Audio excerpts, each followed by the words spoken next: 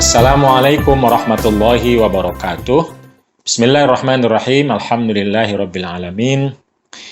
Wa afdhalus salawati wa tammut taslimi ala sayyidina Muhammadin wa ala alihi wa sahbihi wa sallim ajma'in, amma ba'd.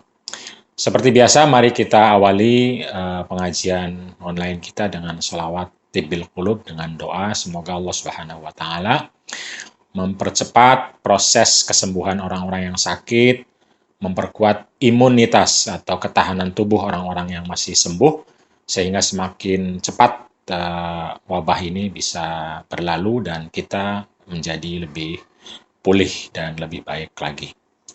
Allahumma sholli ala sayyidina Muhammadin tibbil qulubi wa dawaiha wa afiyatil abdani wa shifaiha wa nuril absari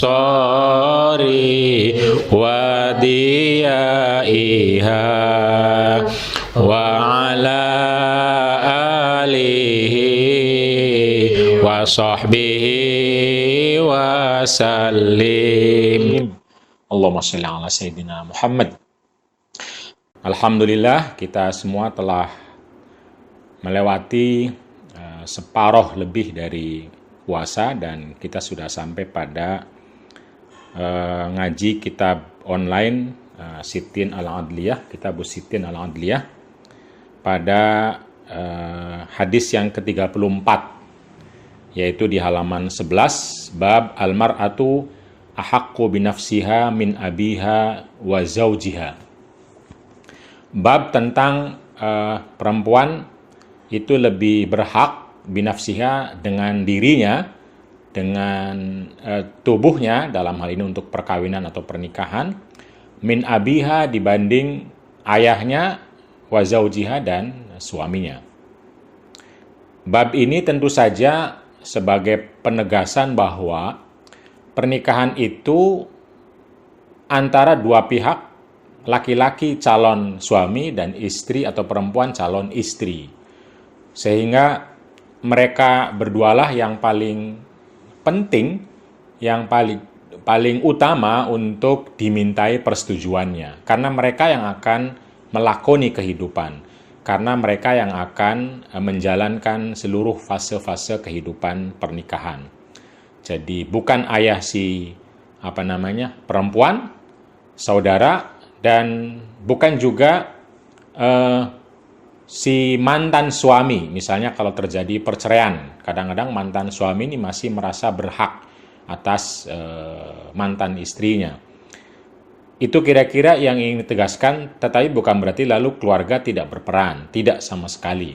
Karena pernikahan walau bagaimanapun di masyarakat kita secara umum adalah tidak sekedar individu dan individu, tetapi juga keluarga dan keluarga. Jadi dalam hal ini tidak hanya orang tua perempuan, tetapi juga orang tua dari pihak laki-laki itu penting untuk diajak ngobrol, dimintai persetujuan, itu tetap penting ya. Tetapi yang paling utama harus mengatakan iya atau tidak adalah pihak mempelai ini yang akan menjalani pernikahan. Jadi karena itu tidak pas dalam atau tidak sesuai dengan ajaran Islam, terutama dalam perspektif mubadalah, jika ada laki-laki atau perempuan, terutama perempuan yang dipaksa masuk atau ikut atau menjadi calon pengantin dan dinikahkan tanpa persetujuannya. Hadis ke-34, An Ibni Buraidah an abihi qala, dari Ibnu Buraidah dari ayahnya, qala berkata, Ja'at datang fatatun, seorang perempuan muda, ilan Nabi sallallahu alaihi wasallam, kepada Nabi Muhammad sallallahu alaihi wasallam. Faqalat, maka berkata perempuan muda tersebut, Inna abi zawwajani ibna akhi. Inna abi, sesungguhnya ayah saya, zawwajani, menikahkan saya, ibna akhihi, dengan anak saudaranya. Nah, kalau dengan perempuannya berarti ponakan atau satu kakek. Liyarfa'a bi khosisatahu, agar supaya naik bi dengan saya, khosisatahu, derajat calon suami saya. Jadi mungkin si ayahnya ini punya derajat sosial lebih, atau punya kemampuan lebih, atau mungkin punya kekayaan lebih. Intinya dengan dinikahkan dengan perempuan tersebut, maka si laki-laki juga ikut naik derajat sosialnya. Qala berkata ayahnya Ibnu Buraidah atau rawi, faja'ala al-amro ilaiha, faja'ala, maka menjadikan sapa Nabi Muhammad sallallahu alaihi wasallam al-amro, keputusan terakhir, ilaiha, diberikan kepada perempuan tersebut. Faqalat, tetapi kemudian perempuan itu berkata, qad ajaztu ma sana'a abi, sesungguhnya saya bolehkan, saya izinkan, ma, sesuatu, sana'a, yang dilakukan, abi, oleh ayah saya. Oke, nggak apa-apa, sesungguhnya ayah saya melakukan itu. Walakin aradtu anta alama an-nisa'u, walakin aradtu, tetapi saya menginginkan, anta alama, agar supaya tahu, an-nisa'u, para perempuan, an laisa, bahwa tidak ada, ilal abai, bagi ayah-ayah, bagi orang tua, minal amri, terhadap hal ini, yaitu pernikahan, syai'un, suatu hak. Jadi dia membolehkan sesungguhnya, tapi ingin menegaskan melalui keputusan Nabi Muhammad sallallahu alaihi wasallam bahwa urusan pernikahan ini adalah urusan perempuan. Ayah atau orang tua tidak memiliki hak sama sekali. Maksudnya hak untuk memaksa, hak untuk menikahkan tanpa izin sang putri, sang anak. Rawahu Ibnu Majah. Wa qala Sindi fi hasyatihi Ibnu Majah, dalam hasya Ibnu Majah, liyarfa'a bi, kalimat atau kata liyarfa'a bi ailiyuzila, agar supaya menghilangkan, anhu, dari laki tersebut, biinkahi, dengan menikahi saya, iyahu, bersama laki-laki tersebut, khosisatahu, keburukannya. Oh, berarti salah tadi saya mengartikan. Liyarfa'a bi khosisatahu artinya adalah bukan menaikkan derajat, walaupun bisa dipahami demikian, tapi liyarfa'a bi khosisatahu artinya untuk menghilangkan, untuk menghancurkan, menghilangkan, mencuci lah kira-kira, khosisatahu, keburukannya. Jadi si laki-laki punya keburukan, atau si laki-laki punya aib lah misalnya, itu baru tercuci, terhapus aibnya dengan menikahi perempuan tersebut.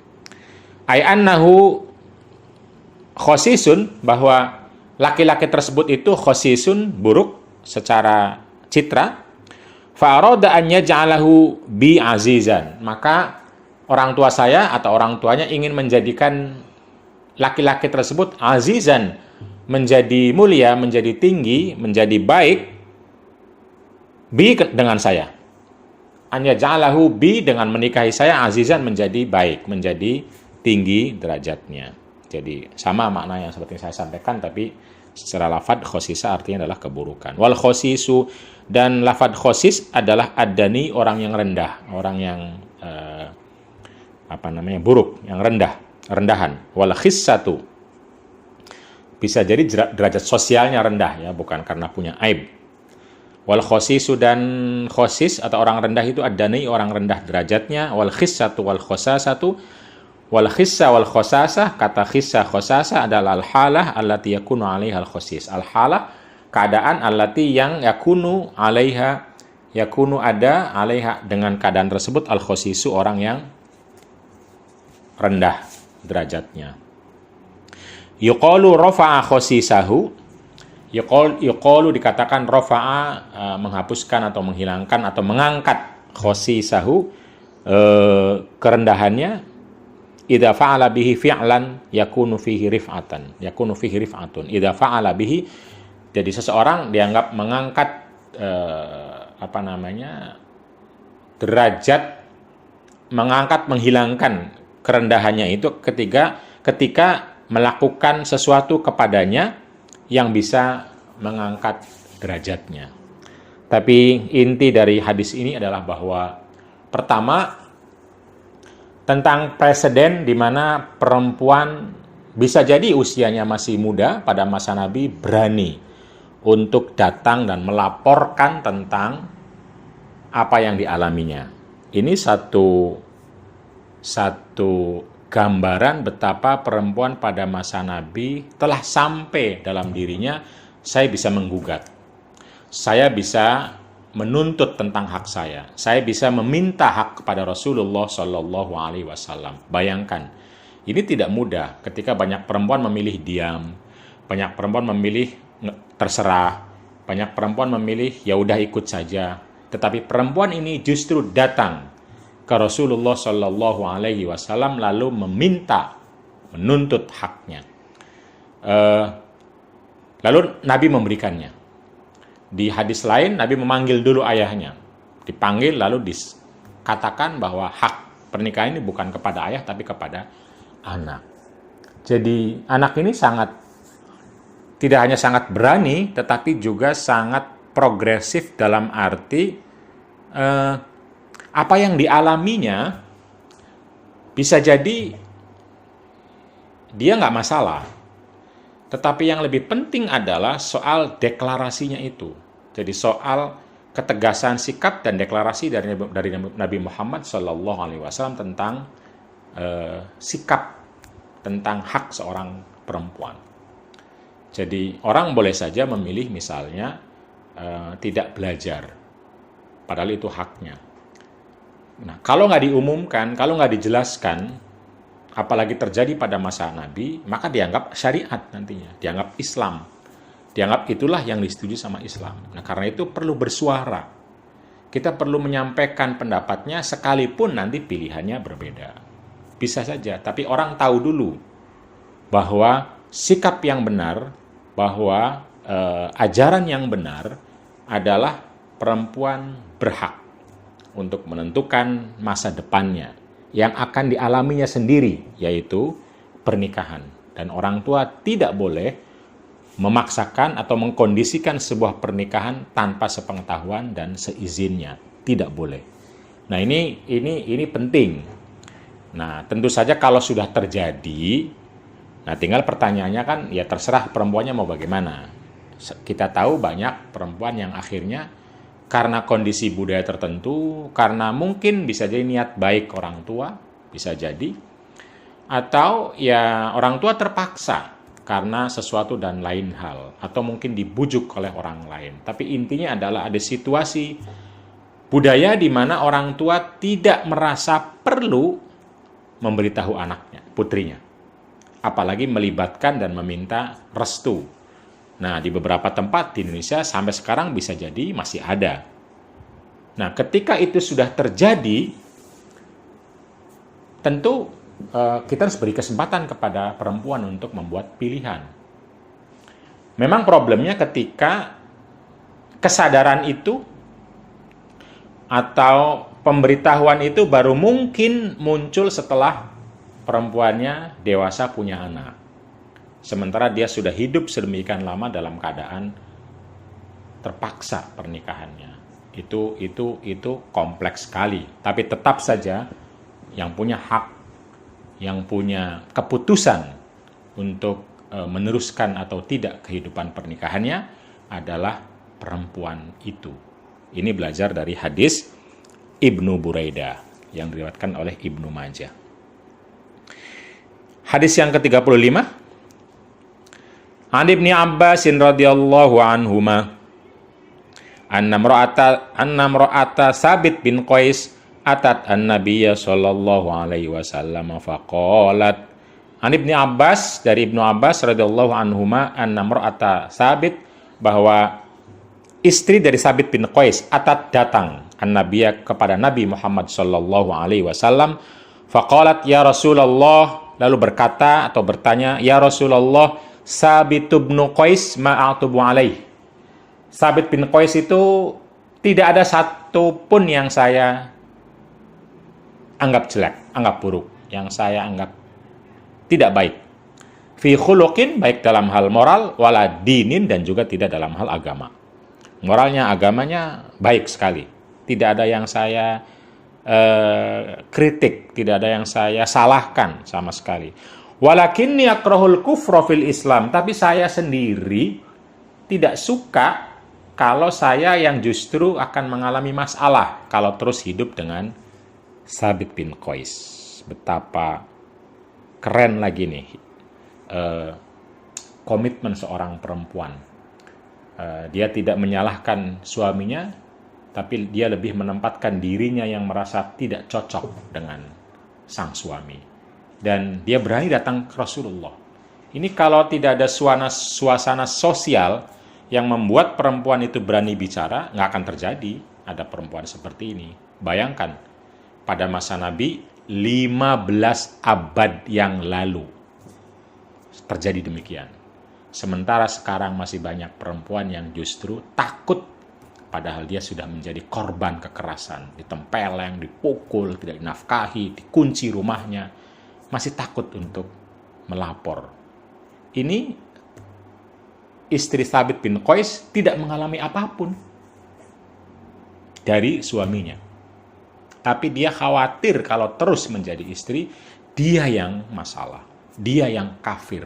Kafir dalam arti dia yang tidak mampu menjadi istri yang mampu melakukan kewajiban yang baik, yang benar. Nah, kekhawatiran itulah yang membawa dia bertemu Rasulullah Shallallahu Alaihi Wasallam. Dan ini hadis Bukhari, top of the top, hadis yang paling sahih dalam strata ilmu hadis. Tapi hadis seperti ini justru gelap, justru tidak diketahui, sehingga lalu perempuan hidup dalam kekerasan dan kekerasan, tipuan dan pemaksaan atas nama istri solehah atau atas nama pernikahan yang baik, padahal dia mengalami kekerasan sedemikian rupa. Faqala Rasulullah sallallahu alaihi wasallam, lalu Rasulullah bertanya atau berkata kepada sang perempuan tersebut, aturiddina alaihi hadiqatahu. Kalau gitu, kamu mau nggak mengembalikan mahar yang saat itu berupa kebun? Qalat nam, ya siap. Qala Rasulullah sallallahu alaihi wasallam, lalu Rasulullah berkata kepada suaminya, yaitu Sabit bin Qais, akbil al-hadiqah. Ya udah, kamu terima lagi kebun tersebut. Wa talliqha tatliqah, dan cerai dia, cerai satu. Coba Rasulullah sallallahu alaihi wasallam, apapun yang diminta sama perempuan diberikan. Mungkin nggak terjadi kalau pada masa sekarang. Pasti kita akan nasihati panjang lebar, menyalah-nyalahkan perempuan. Yang tidak bersyukurlah, yang ahli neraka lah, dan macam seterusnya. Tetapi Nabi mungkin sudah melihat bagaimana perasaan dan juga kemungkinan sang perempuan ketika terus harus hidup dengan laki-laki. Lalu Nabi memilih, ya udah, pisah atau cerai saja. Rawahu al-Bukhari. Tentu saja jangan dipahami hadis ini lalu kemudian untuk meminta para perempuan untuk cerai saja kalau ada apa-apa. Bukan itu tujuan hadis ini. Tentu saja pernikahan harus diusahakan, karena Quran bilang misaqon ghalidhon, ikatan yang sangat kokoh. Harus selalu diusahakan untuk lestari, langgeng, dan sampai akhir hayat. Tapi melestarikannya bukan dengan cara memaksa perempuan. tetapi melestarikannya adalah dengan meminta laki-laki dan perempuan untuk berperilaku baik, menyenangkan agar lestari pernikahannya. Komitmennya diminta kepada dua belah pihak. Laki-laki jangan melakukan sesuatu yang membuat perempuan marah, lari, minta cerai.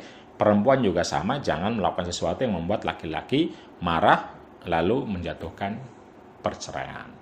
Nah, ini perlu komunikasi, perlu belajar bagaimana berkomunikasi yang soleh, yang pas, yang sesuai, yang tepat antara suami dan istri.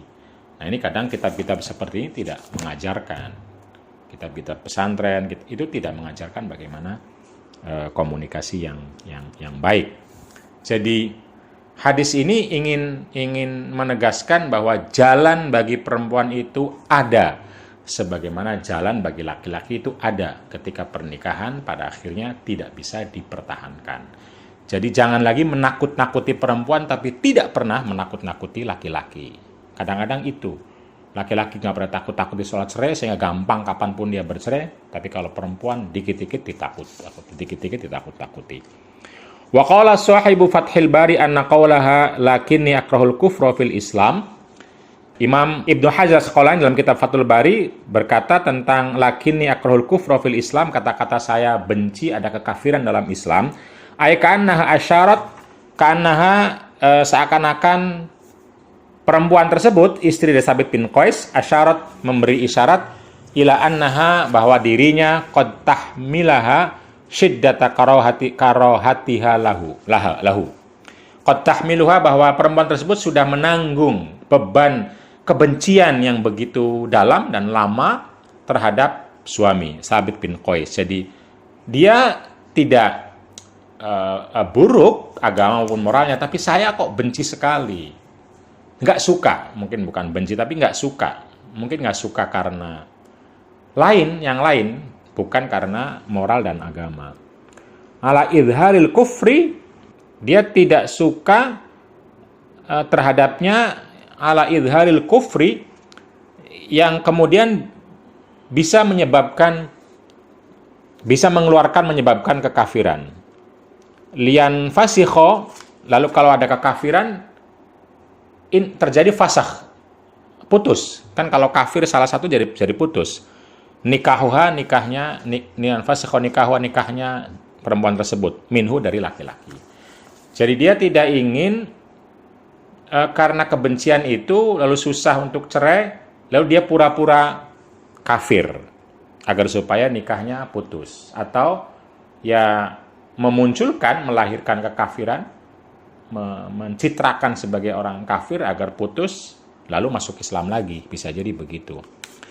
Wa hiya kanat ta'rifu anna dzalika haram, dan dia tidak setuju, dia tahu bahwa memunculkan kekafiran agar supaya bisa cerai dari suaminya adalah haramun. Lakin khosyat an tahmilaha syiddatul bughdi al wuqu'i fi. Jadi dia begitu khawatir an tahmilaha untuk membawa dan merasakan syiddatul bughdi, merasakan kebencian yang sangat itu, al-wuqu'i fihi, dia khawatir kebenciannya kepada suaminya akan membuat dia betul-betul jatuh pada kekafiran. Ini tidak hanya berpura-pura kafir, tapi takut juga jatuh benar-benar kafir. Wa yuhtamalu an turida bil kufri kufranul ashir. Tapi mungkin juga maksud dari kafir di sini bukan kafir akidah, tetapi kufranul ashir, yaitu kekafiran dalam relasi pernikahan. Artinya tidak komitmen lagi sebagai istri. Idhuwa taksirul mar'ati fi haqqi zauji. Idhuwa, arti dari kufranul ashir, kekafiran dalam relasi adalah taksirul mar'ati, ketika perempuan tidak lagi melakukan fi haqqi zauji, hal-hal yang menjadi haknya suami dan kewajiban istri. Jadi ketika seseorang perempuan tahu diri bahwa dia tidak lagi bisa menjadi istri yang baik, dalam arti yang komitmen untuk menjaga relasi pernikahan, tidak ingin menciptakan neraka, tidak ingin menciptakan keburukan dalam relasi, maka Nabi memberi jalan kepada perempuan sebagaimana memberi jalan kepada laki-laki. Karena prinsip dari pernikahan adalah seperti kata Al-Quran, fa'imsakun bima'rufin aw tasrihun bi ihsan. Itu prinsipnya. Kalau kita terus atau imsak dalam pernikahan, maka imsaklah dalam kebaikan atau ikatlah, teruslah dalam pernikahan secara baik-baik. Nah, kalau nggak bisa baik-baik, tasrihun bi ihsan, berpisah secara baik-baik. Nah, ini bentuk berpisah secara baik-baik. Menyatakan diri, keberatannya di mana, persoalannya di mana, lalu bersedia berkorban agar supaya suami juga bisa menerima perpisahan secara baik-baik. Itu saya kira secara umum dari dua hadis ini yang bisa menjadi poin bahwa seharusnya kita tidak lagi melebihkan narasi ketakutan kepada perempuan soal perceraian tanpa memberi narasi ketakutan yang sama kepada laki-laki. Nah, harusnya keluarga ini digotong bareng agar tidak terjadi perceraian, tetapi kalau sudah tidak bisa dipertahankan juga dibuka bareng kepada laki-laki maupun kepada perempuan untuk berpisah. Babu musyarakatin nisa'i fi ada'il ibadat al-jama'iyah. Bab keterlibatan para perempuan untuk menyelenggarakan, mengikuti ibadah-ibadah jamaah atau publik di masjid atau di lapangan.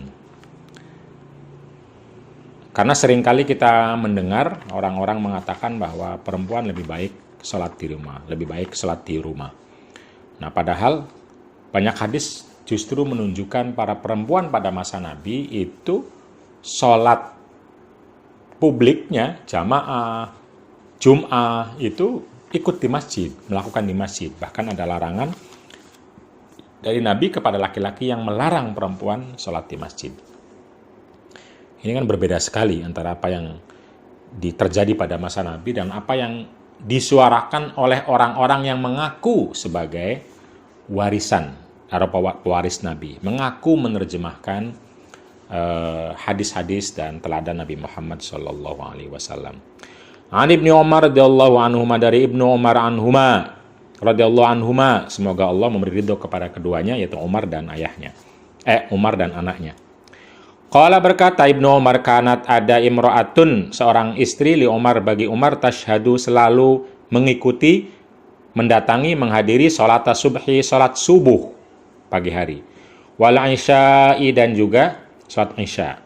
Nah, ingin menunjukkan bahwa perempuan pada masa gelap suasana, maksudnya waktu malam dan pagi yang masih gelap itu, yang biasanya orang khawatir perempuan keluar rumah, keluar istri Umar bin Khattab fil jamaati, untuk jamaah fil masjid, di masjid. Faqila laha, maka dikatakanlah kepada istri Umar, lima takhrujin, kenapa kamu masih keluar?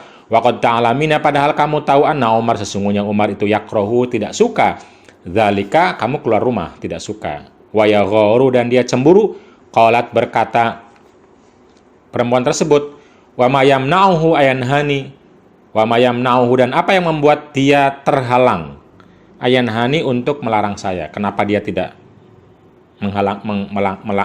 kenapa dia tidak melarang saya kalau memang dia tidak suka dan cemburu? Qala, berkata Ibnu Umar, yamna'uhu qaulu Rasulillah.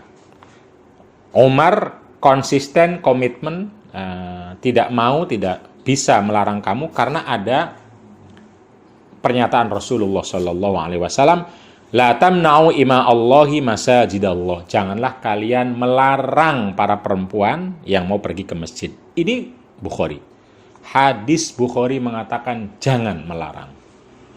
Ini kenapa? Karena banyak laki-laki suka melarang, beraninya melarang, tidak memberi kesempatan. Jadi beri kesempatan, jangan larang, bangun masjid, dan lain-lain. An Ibnu Umar radhiyallahu anhu, dari Ibnu Umar, dari Nabi sallallahu alaihi wasallam, qala, berkata, idza sta'dzanakum, apabila meminta izin kepada kalian, sumanisa hukum, perempuan-perempuan kalian, billaili, pada malam hari, ilal masjidi, untuk pergi ke masjid, fa'dzanu, maka izinkanlah, berilah kesempatan. Kalau sekarang fasilitasi, bangun, berikan masjid, buka pintunya, dan bangun kamar-kamar, bangunan-bangunan, fasilitas-fasilitas yang nyaman bagi perempuan. Itu artinya tempat wudhunya nyaman, tempat ngajinya nyaman, tempat baca Qur'annya nyaman, sholatnya nyaman. Jangan sampai ruang perempuan di masjid itu tidak hanya paling kecil, tetapi paling kotor, jorok, dan bau. Rawahu al-Bukhari. Hadis ke-38. An Urwah bin Zubair, dari Urwah bin Zubair, anna Aisyah, dari Aisyah radhiyallahu anha, akhbarathu, mengkhabarkan Aisyahhu kepada Urwah, qalat, berkata Aisyah, kunna, kami semua, nisaul mu'minati, para perempuan yang beriman, yashhadna, selalu hadir, ma'a Rasulillah sallallahu alaihi wasallam, bersama Rasulullah, salat al-fajri, untuk salat subuh, mutalaffi'atin bimurutihinna. Mutalaffi'atin masih memakai atau berkemul, berselimut, bimurutihinna, dengan pakaian-pakaian yang penuh menutupi tubuh semua, dari mulai atas sampai bawah. Summa yanqalibna, kemudian pulang, ila buyutihinna, ke rumah-rumah mereka, hina yaqdina sholata, ketika sudah selesai mengikuti sholat jamaah.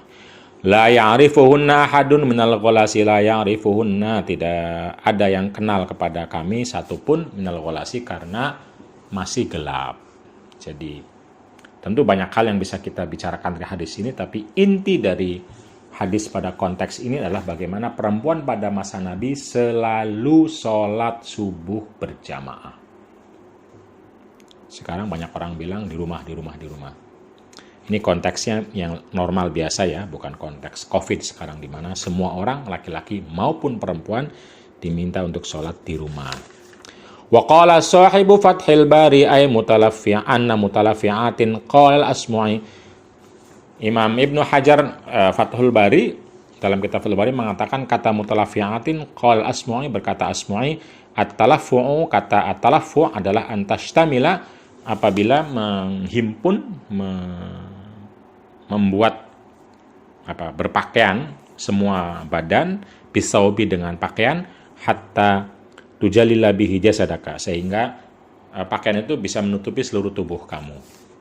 Wa fi syarhil Muwatta, dan dalam syarah Muwatta Ibnu Habib, oleh Ibnu Habib, at-talaffu'u la yakunu illa bitaghtiyatir ra'si. At-talaffu' itu artinya kalau Anda menggunakan pakaian lalu kamu pakai dari mulai kepala. Jadi kayak kain besar misalnya, ditaruh mulai dari kepala, lalu kita pakaikan ke seluruh tubuh, kita tutupi seluruh tubuh. Itu namanya talaffu'. At-talaffu' la yakunu illa bitaghtiyatir ra'si, wa talaffufu yakunu bitaghtiyatir ra'si wa kashfihi. Nah, kalau talaffu' itu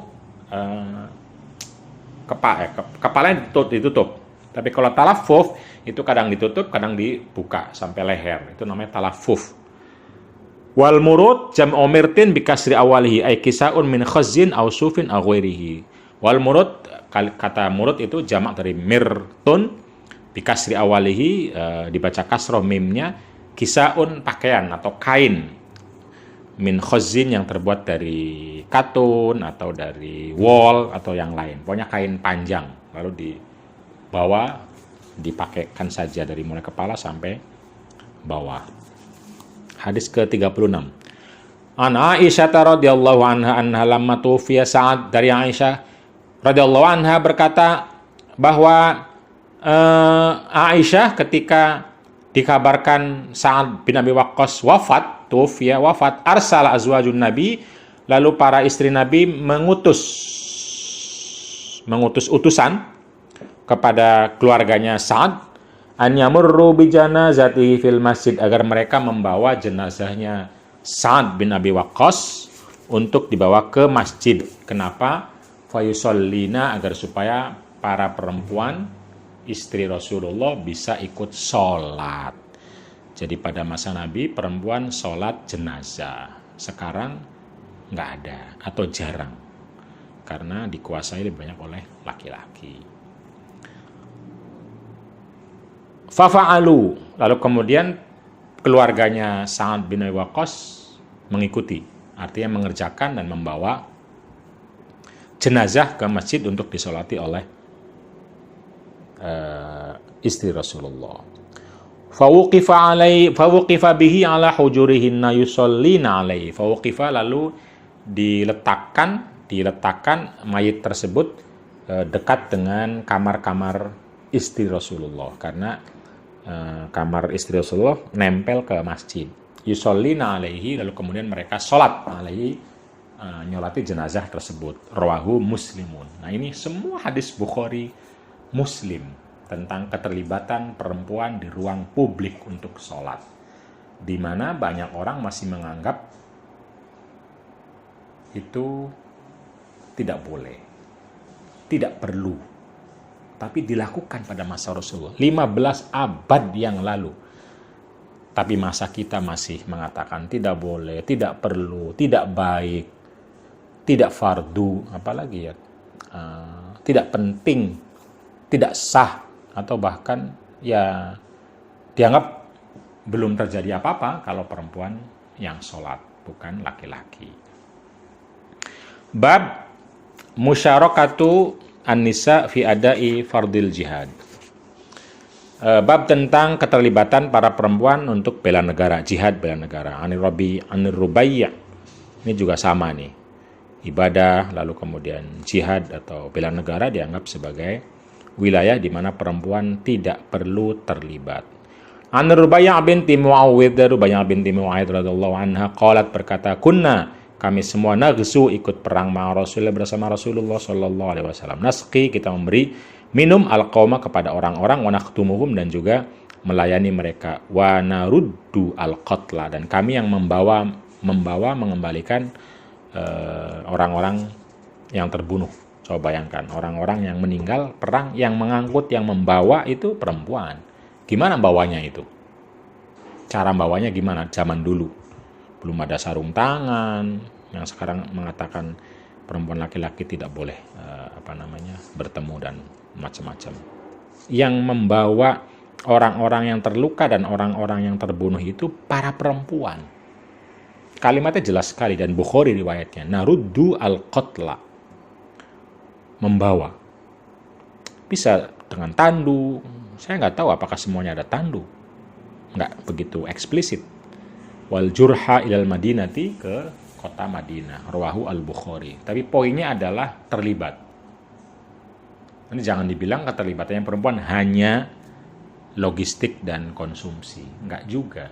Nanti ada hadis yang lain. Ini kadang-kadang stereotip kita seperti itu. Anas radhiyallahu anhu anna Ummu Sulaim, dari Anas diriwayatkan bahwa Ummu Sulaim ittakhadat, membawa, yaumah Hunain, pada saat perang Hunain, khinjaron, belati, fakana ma'aha faro'aha Abu Talha, fakana ma'aha, dan belati itu dibawa terus sama Ummu Sulaim. Faro'aha, lalu kemudian dilihat Ummu Sulaim oleh Abu Talha.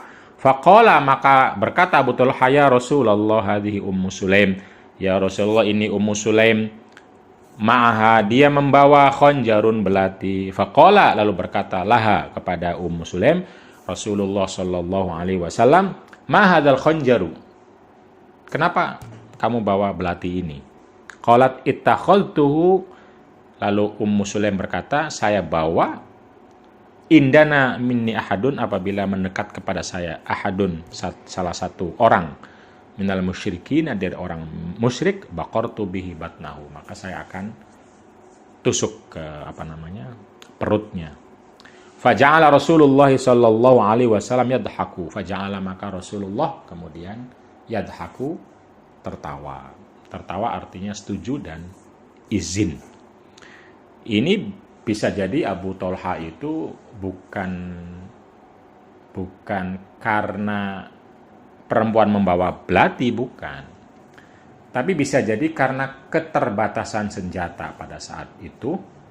Lalu kemudian dibagi-bagi siapa yang bawa senjata, siapa yang tidak. Dan disepakati hanya orang yang di depan misalnya yang bawa senjata. Ada kekurangan senjata, sehingga Abu Talha mungkin berharap yang bawa senjata bukan Ummu Sulaim. Tetapi Ummu Sulaim lalu menjelaskan kenapa dia bawa senjata, dan Nabi Muhammad setuju. An Umar bin Al-Khattab radhiyallahu anhu kana yatahaddatsu an Ummi Ammarah. Umar bin Khattab juga pernah bercerita tentang Ummu Ammarah Nusaybah bintu Ka'ab.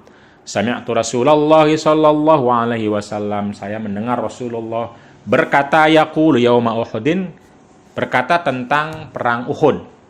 Maltafattu yaminan wala shimalan. Saya, kata Nabi Muhammad, maltafattu tidak menoleh, yaminan ke kanan, wala shimalan dan tidak juga ke kiri, illa wa ana kecuali saya, aroha melihat Nusaybah bintu Ka'ab, tuqatilu duni berjuang melindungi saya, berperang memastikan saya selamat dan hidup, berjuang melindungi saya. Akhrajahu Ibnu Sa'ad. Jadi itu salah satu. Tentu masih banyak lagi hadis-hadis terkait dengan keterlibatan para perempuan dalam bela negara. Babul mar'atu wa kasbuhal arzaqi wa infaquha. Ini bab tentang perempuan juga pada masa Nabi itu ternyata bukan ikut ya. Ya, perempuan juga ada presidennya pada masa Nabi yang mencari nafkah dan menafkahkannya kepada keluarga. Bahkan juga ada yang mungkin bisa kita sebut sebagai kepala keluarga kalau dalam bahasa sekarang. Karena yang bertanggung jawab untuk mencari nafkah, memberi nafkah kepada keluarga yang biasanya kita wajibkan kepada laki-laki, ternyata dilakukan oleh perempuan. Pada masa Nabi ada. Hadis 43. An Jabir bin Abdullah radhiyallahu anhu, dari Jabir bin Abdullah anhu yaqulu berkata, tuliqat, dicerai, khalati, bibi saya, fa'aradat maka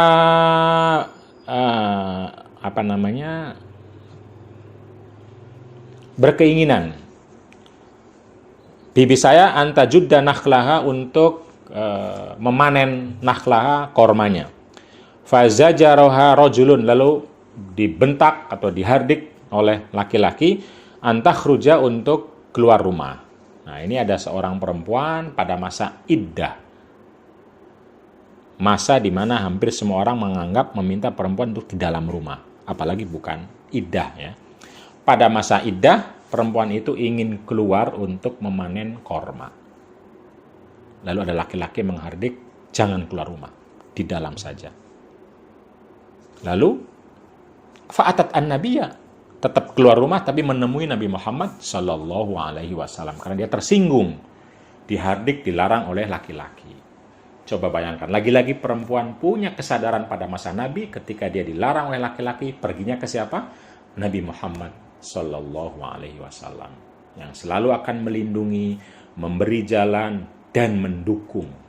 Kita semua sekarang pasti akan mengatakan perempuan lagi masa iddah tidak boleh keluar rumah. Tapi ketika kita ngomong tidak boleh keluar rumah, kita tidak pernah memastikan apakah di rumahnya itu aman untuk perempuan. Cukup sandang dan pangannya untuk perempuan. Tidak akan terjadi kekerasan atau pemecatan kerja kalau dia tetap di dalam rumah. Kita nggak pernah ngecek. Pokoknya nggak boleh. Mudah kita bilang nggak boleh. Tetapi pada masa Nabi, perempuan ini ketika dilarang perginya ke Rasulullah. Sekarang perginya kemana? Kepada siapa perempuan akan bertanya dan minta perlindungan?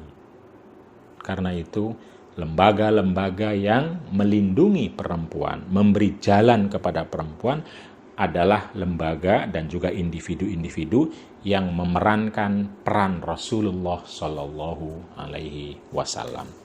Faqala, maka berkata Rasulullah, bala, ya, fajuddi, lakukan dan panenlah nakhlaki kormamu. Fa innaki, karena sesungguhnya kamu asa antasoddaki, dengan memanen korma Anda bisa bersedekah, bisa memberi nafkah, bisa memberi makan. Autaf ali ma'rufan, atau setidaknya bisa berbuat baik kepada orang lain. Rawahu Muslimun, ini hadis Muslim. Orang masih bertanya, boleh nggak perempuan kerja? Boleh nggak perempuan? Ini perempuan bekerja, memanen kurma, punya kurma, pertanian, bekerja di pertanian. Wajadun nakhli ayqat au samarihi wa akhdihi, yaitu mengambil buahnya, memetik dan mengambil buahnya. An Jabir radhiyallahu anhu Nabi sallallahu alaihi wasallam, dari Jabir lagi, dakhala ala ummi Mubashir, Nabi masuk ke rumah Ummi Mubashir Al-Ansariyah fi nakhlin, yang ada kebunnya, di kebun, masuk ke kebunnya, laha bagi Ummi Mubashir. Faqala laha, lalu kemudian Rasulullah berkata laha kepada Ummi Mubashir, Nabi sallallahu alaihi wasallam berkata, Nabi, man gharasa hada, siapakah yang menanam hadan nakhla, menanam korma-korma ini, muslimun am kafirin, orang Islam atau orang kafir? Faqalat bal muslimun, maka berkata Ummu Bashir, orang Islam ya Rasulullah yang menanam. Faqala la yaghrisu muslimun ghorsan, faqala, maka berkata Rasulullah, la yaghrisu, tidak sekali-kali menanam muslimun orang Islam ghorsan, suatu tanaman, wala yazra'u, dan juga tidak menanam sama zara'an, suatu tanaman, fayakulu minhu, fayakula minhu, lalu kemudian memakan minhu, dari tanaman tersebut, insanun, manusia, wala dabatun, dan tidak juga binatang, wala syai'un, atau apapun, illa kanat lahu sadaqah, kecuali akan dicatat bagi muslim tersebut sedekah. Jadi kalau seseorang menanam, tanamannya dimakan oleh siapapun, dia akan dapat sedekah. Baik dimakannya dengan cara diambil atau dicuri misalnya, atau ya mungkin terkena hama atau wereng. Jangan takut, jangan khawatir, Anda sudah dapat sedekah. Poin di sini ingin mengatakan bahwa kebun ini milik seorang perempuan. Jadi petani pekebun pada masa Nabi sudah ada, dan dia yang berbisnis atau menjadi pelaku pertanian, perkebunan. An Mu'adz bin Sa'ad atau Sa'ad bin Mu'adz anna jariyatan li Ka'ab bin Malik, dari Mu'adz bin Sa'ad bahwa ada seorang hamba perempuan li Ka'ab bin Malik yang dimiliki oleh Ka'ab bin Malik, kanat tara'aghonaman bisa lain, bahwa hamba saya tersebut biasa melakukan gembala atau menggembala ghonaman, kambing, bisa lain di Gunung Salak. Fausibat syatun minha, lalu kemudian terkena musibah salah satu kambing tersebut minha, yang ada di Gunung Salak itu. Fa'adrokatha, lalu kemudian perempuan tersebut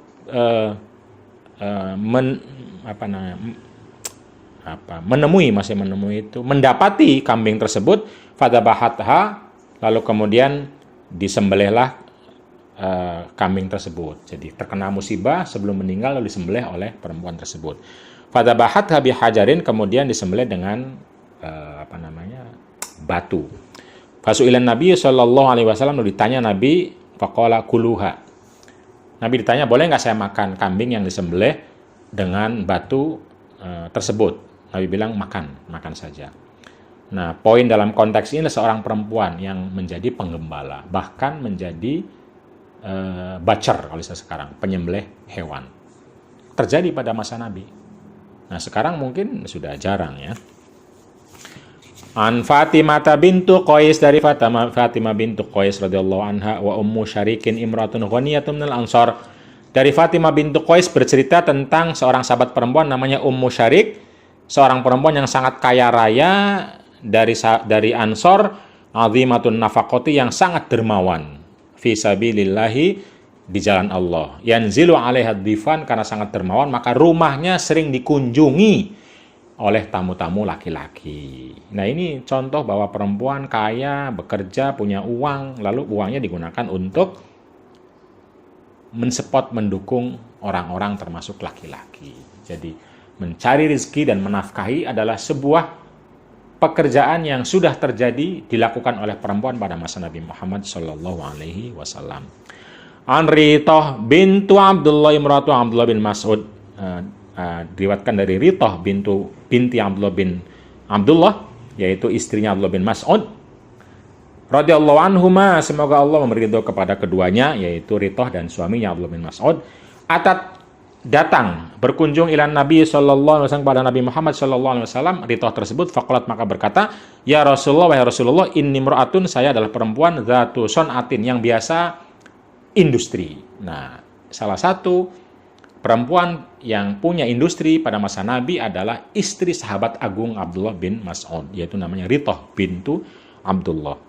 Punya industri abi'u minha, industri rumahan, tentu saja belum ada industri besar pada saat itu. Abi'u minha, yang saya jual belikan hasil industri tersebut, walaisali, dan saya tidak memiliki, walali zauji, walali waladi syai'un, dan saya tidak mempunyai selain hasil industri itu, tidak saya, tidak suami saya, tidak anak saya tidak punya apa-apa kalau tidak berindustri tadi.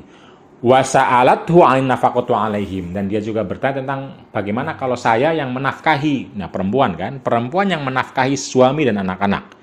Faqala laka fi dzalika ajru ma anfaqti 'alaihim. Tentu saja boleh, kata Nabi, silahkan, bahkan dan Anda mendapatkan pahala dari nafkah yang Anda berikan kepada suami dan anak-anak. An Zainab imrati Abdullah radhiyallahu anhuma, dari Zainab istri Abdullah radhiyallahu anhuma, qalat berkata, kuntu fil masjid, saya berada di masjid, fara'aitun nabiyya sallallahu alaihi wasallam, lalu saya melihat Nabi Muhammad sallallahu alaihi wasallam, faqala tasaddaqna walau min huliyikunna, Nabi berkata, bersedekahlah wahai para perempuan, walau min huliyikunna, sekalipun dari hiasan yang engkau pakai, kalian pakai. Wa kanat Zainabu, dan Zainab tunfiqu, dan Zainab adalah orang yang tunfiqu, memberi nafkah, ala Abdillah, kepada Abdullah, kepada suaminya. Zainab yang memberi nafkah kepada suami. Wa aitamin fi hajriha, dan juga anak-anak yatim di pangkuannya. Qala faqalat li Abdillah, qala, maka berkata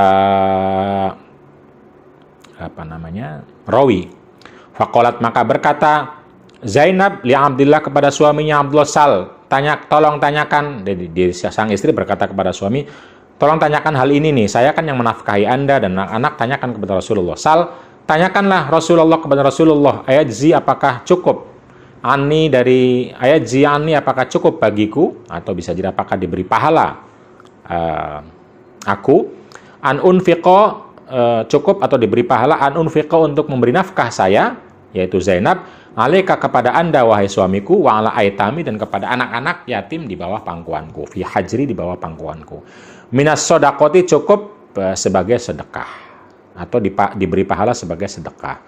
Faqala, maka berkata Abdullah, suaminya berkata, sali, kamu aja yang tanya. Jadi suaminya malah bilang, udah kamu aja yang tanya, saya nggak enak. Sali anti Rasulullah, kamu saja yang bertanya kepada Rasulullah. Fantalaqtu, maka kemudian saya pergi ilan Nabi, kepada Nabi Muhammad sallallahu alaihi wasallam, untuk bertanya. Fawajadtu, maka saya temukan imra'atan, ada perempuan, minal ansori, dari Ansor, alal babi, di pintu rumah Rasulullah, hajatuha, yang memiliki kebutuhan, mithlu hajati, sebagaimana kebutuhan saya. Coba bayangkan, pada masa Nabi biasa perempuan kalau ada masalah datang dan bertanya. Itu artinya adalah curiosity, kemauan, keinginan untuk mencari pengetahuan, ilmu, bertanya, sudah sedemikian rupa ada terjadi presidennya pada masa Rasulullah. Ini tidak mungkin kalau para perempuan itu takut, disalah-salahkan, lalu ditakut-takuti terus untuk keluar rumah, untuk bertanya, untuk cari ilmu, untuk dan lain-lain. Tapi para perempuan pada masa sahabat justru banyak datang ke Rasulullah dan bertanya. Dan ketika Zainab mau bertanya, dia ketemu perempuan yang lain juga sedang punya kebutuhan sama seperti Zainab. Famarra alaina Bilalun, lalu kemudian lewat kepada kami Bilal, fakulna, maka kami berkata, sal, tolong tanyakan an-nabiyya, kepada Nabi sallallahu alaihi wasallam, ayatzi, apakah cukup ani bagi saya, an unfiqa, untuk memberi nafkah, ala zauji, kepada suami saya yang memberi nafkah kepada suami, wa aitamin, dan kepada anak-anak yatim, li, di dalam yang bagiku, fi hajri, dalam pangkuanku. Wa qulna, dan kami juga berkata, la tukhbir, jangan ceritakan wahai Bilal, bina, tentang siapa kami, kepada Rasulullah. Tanyakan saja tapi jangan ceritakan tentang siapa kami. Fasa'alahu, lalu kemudian Bilal bertanya kepada Nabi Muhammad sallallahu alaihi wasallam, faqala, lalu kemudian Nabi berkata atau bertanya, manhuma, siapakah dua perempuan tersebut. Jadi ada dua perempuan yang pada masa Nabi bertanya hal yang sama, memberi nafkah kepada suami, perempuan. Coba, tadi kita sudah sama-sama bicara tentang ritoh, sekarang ada dua perempuan yang memberi nafkah kepada suami dan bertanya kepada Rasulullah, apakah cukup dianggap sedekah juga, atau dapat pahala juga. Qala Zainab, Bilal berkata, Zainab ya Rasulullah. Qala ayyu zayanib. Zainab yang mana? Zainab kan banyak. Qala imra'atu Abdillah, yaitu istri Abdullah. Qala na'am. Nabi mengatakan iya. Laha bagi perempuan tersebut ajroni 2 pahala. Ajrul qarabati wa ajrus sadaqah.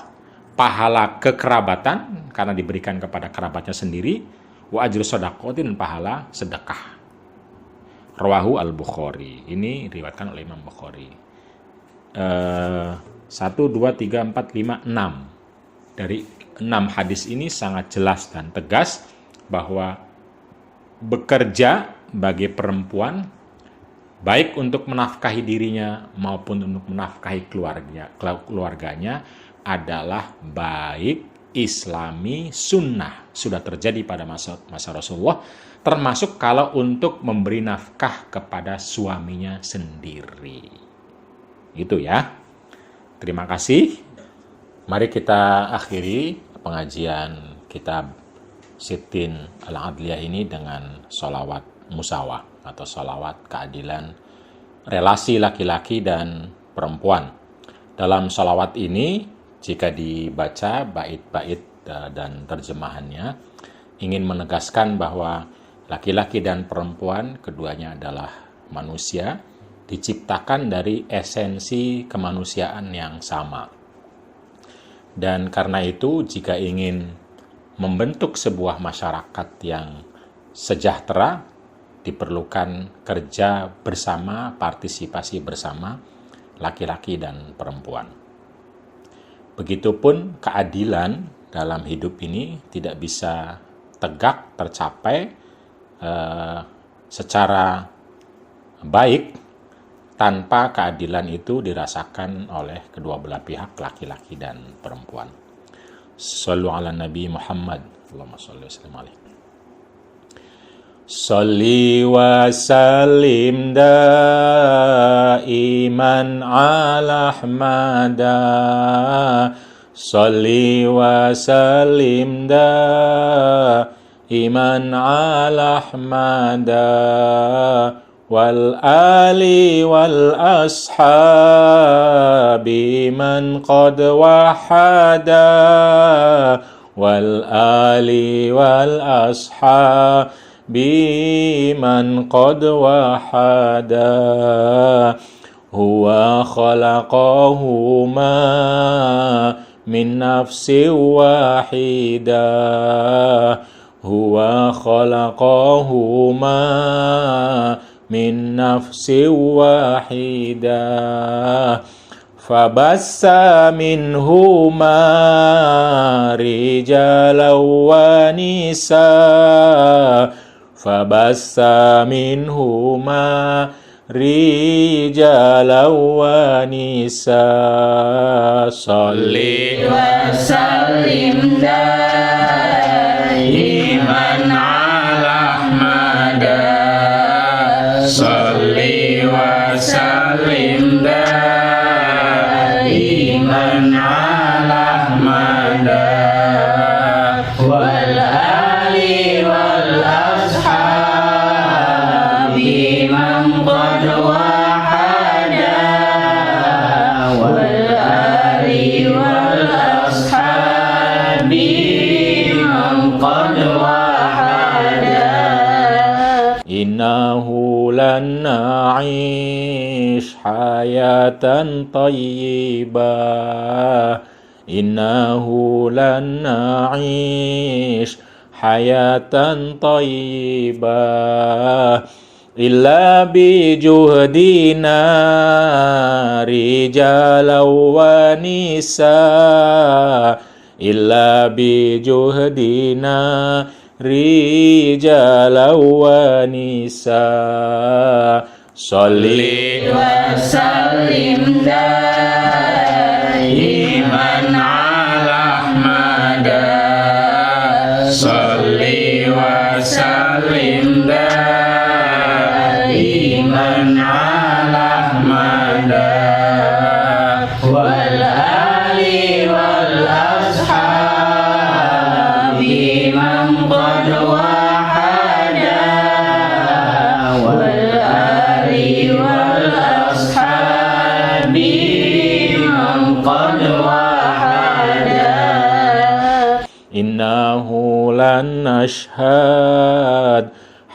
hayatan adilah innahu lan nashhad hayatan adilah illa bi'adlina rijalan wa nisa illa bi'adlina rijalan wa nisa salli wa sallim daiman ala ahmada salli wa sallim daiman ala ahmada wal ali wal ashabi man qad wahada wal ali wal ashabi man qad wahada.